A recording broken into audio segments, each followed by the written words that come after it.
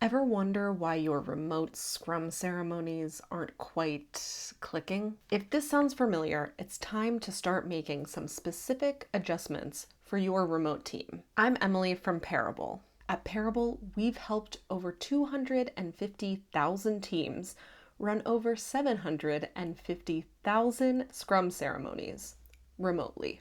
I'm going to cover the 5 Scrum ceremonies that make up a sprint.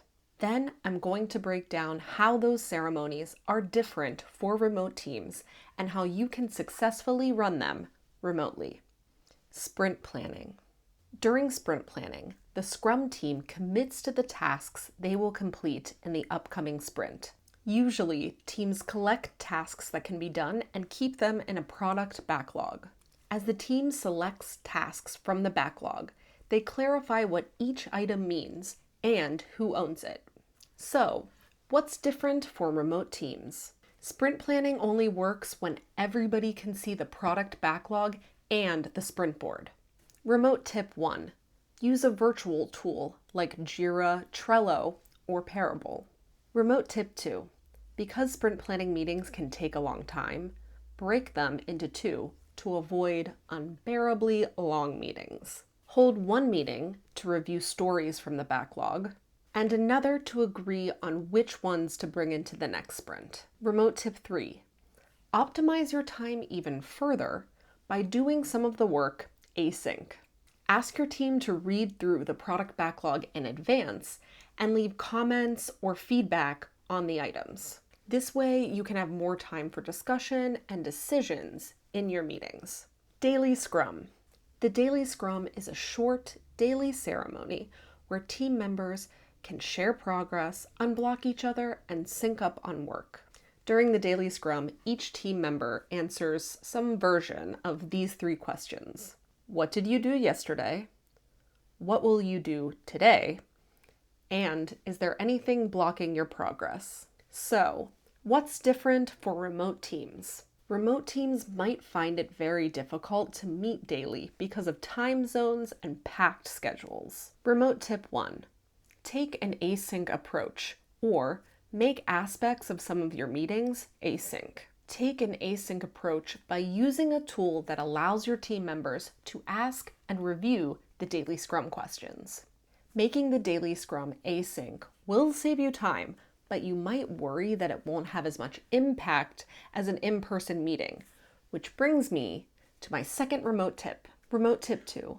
Think of the Daily Scrum like checking the pulse of your team's work, rather than deeply inspecting it. That's what retros are for. Sprint review. In a sprint review, the team shows what they've accomplished during the sprint to get feedback from stakeholders. Sprint reviews allow stakeholders to give feedback early and often versus rarely or never. So, what's different for remote teams? Zoom fatigue is real, and remote teams are very susceptible to it. Remote tip 1. Do as much async preparation as you realistically can. Team members can document product increment async by recording a video demonstrating the working features. This can be done with a tool like Loom. After those videos are shared, host a sync meeting where people can discuss and give feedback. Not only do you get a more valuable discussion during the sprint review meeting, you also end up with a library of product increment demos. Sprint Retrospective. The Sprint Retrospective helps teams build a habit of continuous process improvement. During this ceremony, the Scrum team figures out what they can improve on by inspecting how the last sprint went. So, what's different for remote teams? Traditionally, a retro is run using a whiteboard and sticky notes. Remote tip 1. Since teams can't be in person, use a tool like Parable, which gives you the structure necessary to run the meeting sync or partially async. Remote tip 2.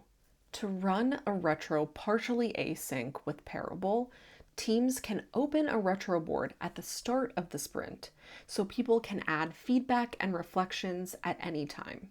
Another way that teams can run a retro partially async using Parable is to take a day to group reflections and to vote on topics. By doing those parts of the retro async, it allows teams more time to engage in discussion and to create follow-up tasks together synchronously.